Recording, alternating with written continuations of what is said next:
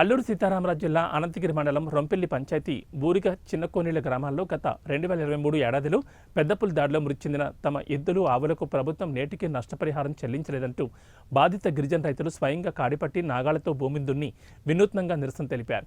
2023 ఏడాది జనవరిలో 4 ఎద్దులు 3 ఆవులు అడవిలో గడ్డి మేస్తుండగా పెద్దపులి బెంగాల్ టైగర్ దాడి చేసి వాటిని చంపేసింది. ఈ విషయంపై అనంతగిరి రేంజ్ అటవీ అధికారి ఆవులు ఎద్దులను పులి చంపినట్లుగా నిర్ధారించి అల్లూరు జిల్లా అటవీ అధికారికి నివేదిక పంపించారు. అప్పట్లో అటవీ అధికారులు నష్టపరిహారం ఇస్తామని చెప్పినప్పటికీ నేటికి 3 ఏళ్లు అవుతున్నా ఇప్పటికీ నష్టపరిహారం చెల్లించలేదని బాధిత రైతులు ఆవేదన వ్యక్తం చేస్తున్నారు. వ్యవసాయంపై ఆధారపడి జీవిస్తున్న తాము ఎద్దులు ఆవుల ద్వారానే భూములు దున్నుతూ వ్యవసాయాన్ని సాగు చేస్తామన్నారు. ఎద్దులు కొనుగోలు చేయాలంటే జత ఎద్దులకు ₹1,00,000 అవుతుందని, వాటిని కొనుగోలు చేసే ఆర్థిక స్తోమత లేదన్నారు. దీంతో వ్యవసాయ పనులు సాగాలంటే తామే స్వయంగా నాగలి పట్టి దున్నుకునే పరిస్థితి ఉందని వాపోయారు.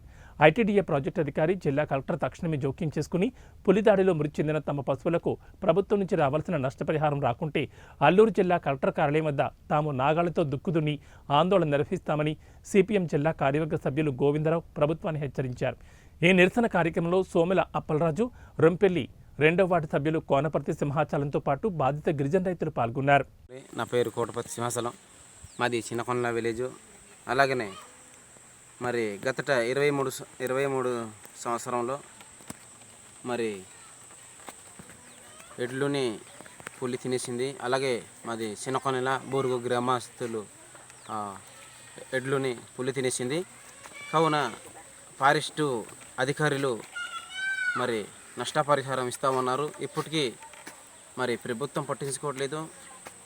ఫారెస్ట్ డిపార్ట్మెంట్ నుంచి కూడా మాకు స్పందన లేదు. కావున మాకు మనుషులకే ఇలాగే మాకు దిక్కు అవుతున్నావు. మరి కావున మరి ఎడ్లైనా కొనేసి ఇవ్వాలి, తాటర్లైనా కొనేసి ఇవ్వాలి మాకు.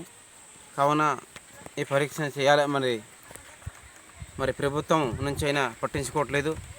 మేము కష్టమైన సుఖమైన ఇలాగే జీవిస్తున్నాము.